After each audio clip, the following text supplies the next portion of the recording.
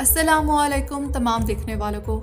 27 सितंबर 1986 को यूएसए की Ohio state के शहर क्लीवलैंड में मौजूद charity organisation United Way of Greater Cleveland ने बैलून फेस्ट के नाम से एक इवेंट ऑर्गेनाइज किया। ये इवेंट फंड रेजिंग के साथ साथ एक पब्लिसिटी स्टंट भी था ताकि शहर क्लीवलैंड का नाम किसी अच्छी वजह से भी मशहूर हो। एक्चुअली 1950 से ही क्लीवलैंड की रेपुटेशन कुछ खास अच्छी नहीं थी। इस शहर को the mistake on the lake कहा जाता था। इकोनॉमिक डिक्लाइन, बेरोजगारी, हाई क्राइम रेट और पोल्यूशन की वजह से इस शहर का बहुत नेगेटिव इमेज बन गया था। बल्कि 1969 में कायहोगा रिवर, जो इस शहर में फेमस रिवर है, इतनी पोल्यूटेड हो चुकी थी कि इसमें ग्रीस, केमिकल्स और इंडस्ट्रियल वेस्ट इतना ज्यादा जमा हो गया था कि एक स्पार्क के साथ ही पूरे रिवर में ही आग लग गई थी।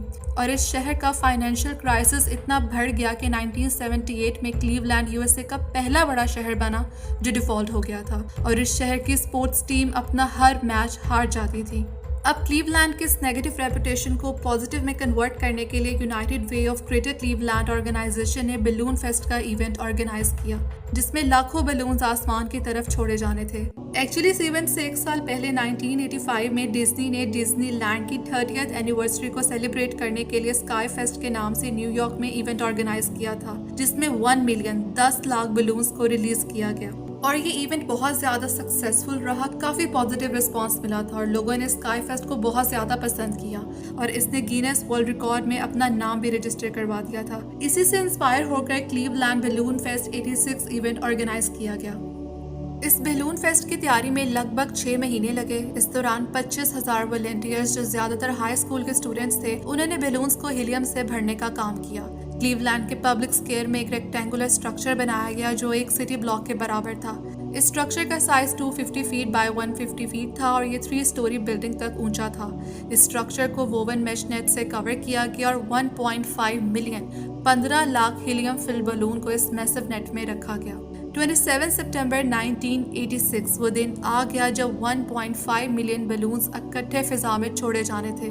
लाखों लोग पब्लिक स्क्वायर पर जमा थे। लेकिन यहाँ पर आपने एक चीज याद रखनी है कि इस इवेंट से एक दिन पहले 26 सितंबर को वेदर एक्सपर्ट्स ने वार्न किया था कि क्लीवलैंड के पास बैड वेदर कंडीशंस डेवलप हो रही हैं और स्टॉर्म आने का खतरा है। इसीलिए इवेंट ऑर्गेनाइजर्स ने खराब मौसम की पेशन गोई को देखते हुए बलून्स को इसके तयशुदा वक्त से पहले छोड़ने का फैसला किया। दोपहर 1:50 पर काउंटडाउन शुरू हुआ 3, 2, 1, और जैसे ही नेट ओपन किया गया, लाखों कलरफुल बलून्स एक साथ ही आसमान की तरफ उड़ने लगे। ये एक स्पेक्टेकुलर मंजर था। आसमान रंग बिरंगे कलर से भर गया था। सब लोग बहुत खुश और एक्साइटेड थे। डिज्नी का रिकॉर्ड भी टूट गया और सब कुछ परफेक्ट लग रहा था। लेकिन रिलीज के कुछ मिनट बाद ही मौसम ने अपना रुख बदल लिया। तेज हवाएं चलने लगी और आसमान में अंधेरा होने लगा। अचानक तेज हवाओं ने बैलून्स को एक तरफ धकेलना शुरू कर दिया और फिर बारिश भी स्टार्ट हो गई और हजारों बैलून्स वापस जमीन पर गिरने लगे।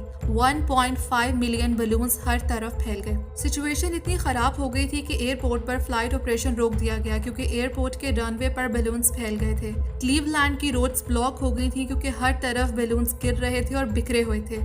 सड़कों पर गिरते हुए लाखों गुब्बारों ने ड्राइवर्स को डिस्ट्रैक्ट किया, जिसकी वजह से कई एक्सीडेंट्स भी रिपोर्ट हुए।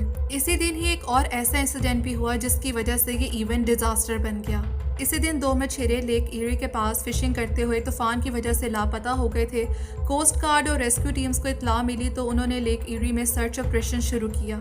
अनफॉर्चुनेटली ये लाखों बैलून्स बारिश और तेज हवाओं की वजह से लेक ईरी में भी गिर गए थे और पूरी लेक में हर तरफ कलरफुल बैलून्स ही नजर आ रहे थे, जिसकी वजह से कोस्ट गार्ड को फिशरमैन या उनकी बोट देखने में मुश्किल हो रही थी और कई घंटों तक तलाश करने के बाद भी कोई साइन ना मिला। हर तरफ सिर्फ बैलून ही बैलून नजर आ रहे थे तो सर्च ऑपरेशन रोक दिया गया और कुछ दिन बाद दोनों मछेरों की लाशें कनाडा के कोस्ट के पास से मिली थी।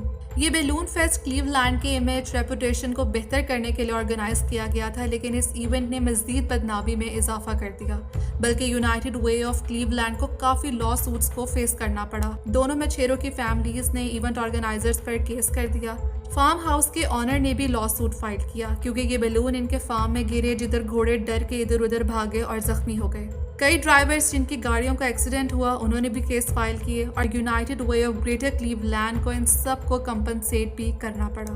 और करना चाहिए भी था, क्योंकि इवेंट ऑर्गेनाइजर्स की सबसे बड़ी गलती ये थी कि उन्होंने वेदर फोरकास्ट को मद्देनजर रखते हुए इवेंट को कैंसिल या रीशेड्यूल नहीं किया और इतना मेस क्रिएट हो गया। कहाँ ये balloon fest Guinness world record बन गया था कि 1.5 मिलियन बैलून्स को इकट्ठा छोड़ा गया, लेकिन 2 मछेरों की मौत और मल्टीपल लॉ सूट्स की वजह से गिनेस वर्ल्ड रिकॉर्ड से ये कैटेगरी ही खत्म कर दी गई। हर जगह ऐसे इवेंट्स पर बैन लग गया कि अब कभी भी ऐसा कोई इवेंट नहीं होगा। और इस बैलून फेस्ट 86 को एक कॉशनरी टेल मतलब सबक देने वाली कहानी के तौर पर याद किया जाता है। इस ओहायो बैलून डिजास्टर में आपको सबसे ज्यादा क्या चीज इंटरेस्टिंग लगी, कमेंट सेक्शन में अपनी कीमती राय का इजहार जरूर कीजिएगा।